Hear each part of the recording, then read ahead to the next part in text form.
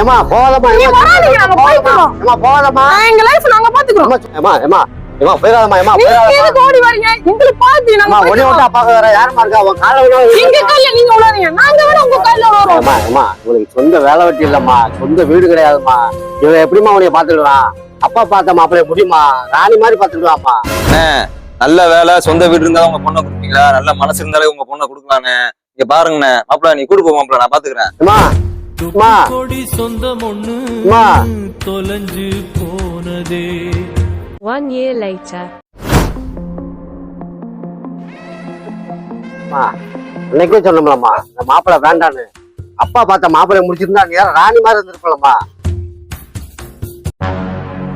ஏய், இன்னும் சோறாக்காம என்னடி செய்யற?